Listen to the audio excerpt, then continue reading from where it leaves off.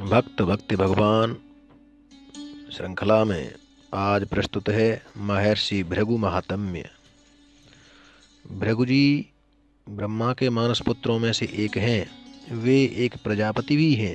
चाक्षुष मनवंतर में इनकी सप्तऋषियों में गणना होती है। इनकी तपस्या का अमित प्रभाव है। दक्ष की कन्या ख्याति को इन्होंने पत्नी रूप में स्वीकार किया था। उनसे धाता विधाता नाम के 2 पुत्र और श्री नाम की एक कन्या हुई। इन्हीं श्री का पाणिग्रहण भगवान नारायण ने किया था। इनके और बहुत से पुत्र हैं जो विभिन्न मनवंतरों में सप्तऋषि हुआ करते हैं। वाराह कल्प के 10वें द्वापर में महादेव ही भृगु के रूप में अवतीर्ण होते हैं। कहीं कहीं स्वयंभुव मनवंतर के सप्तऋषियों में भी भृगु की गणना है। सुप्रसिद्ध महर्षि च्यवन इन्हीं के पुत्र हैं। इन्होंने अनेकों यज्ञ किए कराए हैं और अपनी तपस्या के प्रभाव से अनेकों को संतान प्रदान की है। ये श्रावण और भाद्रपद 2 महीनों में भगवान सूर्य के रथ पर निवास करते हैं। प्रायः सभी पुराणों में महर्षि भृगु की चर्चा आई है।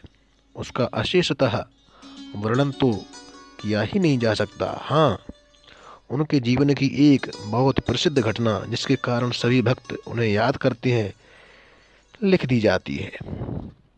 एक बार सरस्वती नदी के तट पर ऋषियों की बहुत बड़ी परिषद बैठी थी।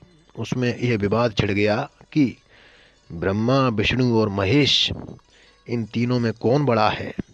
इसका जब कोई संतोषजनक समाधान नहीं हुआ तब इस बात का पता लगाने के लिए सर्वसम्मत से महर्षि भृगु ही चुने गए। ये पहले ब्रह्मा की सभा में गए और वहां अपने पिता को न तो नमस्कार किया और न उनकी स्तुति की। अपने पुत्र की इस अवहेलना को देखकर ब्रह्मा जी के मन में बड़ा क्रोध आया, परंतु उन्होंने अपना पुत्र समझकर इन्हें क्षमा कर दिया, अपने क्रोध को दबा लिया। इसके बाद ये कैलाश पर्वत पर अपने बड़े भाई रुद्रदेव के पास पहुंचे। अपने छोटे भाई भृगु को आते देखकर आलिंगन करने के लिए वे बड़े प्रेम से आगे बढ़े, परंतु भृगु ने यह कहकर कि तुम उन्मार्गगामी हो, उनसे मिलना अस्वीकार कर दिया। उन्हें बड़ा क्रोध आया और वे त्रिशूल उठाकर इन्हें मारने के लिए दौड़ पड़े। अंततः पार्वती ने उनके चरण पकड़कर प्रार्थना की और क्रोध शांत किया।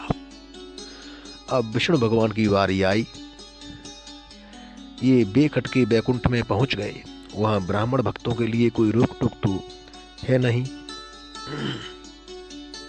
ये पहुंच गए भगवान के शयनागार में। उस समय भगवान विष्णु सो रहे थे और भगवती लक्ष्मी उन्हें पंखा झल रही थी, उनकी सेवा में लगी हुई थी। इन्होंने बेधड़क वहां पहुंचकर उनके वक्षस्थल पर एक लात मारी। तुरंत भगवान विष्णु अपनी शैया से उठ गए और इनके चरणों पर अपना सिर रखकर नमस्कार किया और बोले, भगवान आइए आइए, विराजिए। आपके आने का समाचार न जानने के कारण ही मैं आपके स्वागत से वंचित रहा। क्षमा कीजिए, क्षमा कीजिए। कहाँ तो आपके कोमल चरण और कहाँ यह मेरी वज्र कर्कश छाती। आपको बड़ा कष्ट हुआ। ये कहकर उनके चरण अपने हाथों से दबाने लगे। उन्होंने कहा, ब्राह्मण देवता, आपने मुझ पर बड़ी कृपा की। आज मैं कृतार्थ हो गया। अब यह आपके चरणों की धूल सर्वदा मेरे हृदय पर ही रहेगी। कुछ समय बाद महर्षि भृगु वहां से लौटकर ऋषियों की मंडली में आए और अपना अनुभव सुनाया। इनकी बात सुनकर ऋषियों ने एक स्वर से यह निर्णय किया कि जो सात्विकता के प्रेमी हैं उन्हें एकमात्र भगवान विष्णु का ही भजन करना चाहिए। महर्षि भृगु का साक्षात भगवान से संबंध है। ये परम भक्त हैं।